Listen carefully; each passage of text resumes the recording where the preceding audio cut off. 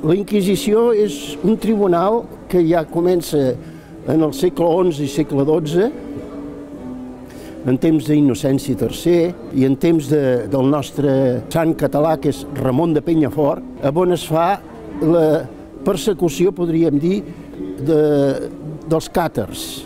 I els pobres càtars, doncs, la Inquisició els castigava, i inclús en el braç, podríem dir, secular, inclús arribaven a ser assassinats.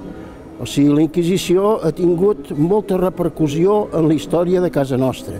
Va començar en el segle XII i es va acabar en l'any 1824.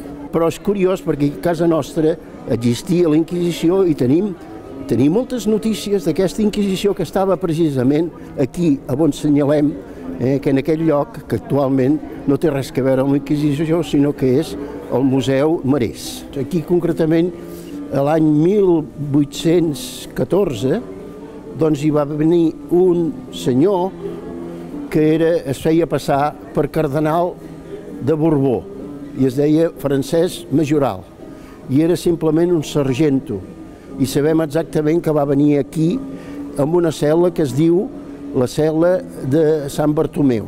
Això, doncs, és la Inquisició de Barcelona, famosa Inquisició de Barcelona, que és el lloc on vivia els inquisidors i les presons de les Inquisicions. Es veu amb una làpida que hi ha aquí a l'entrada.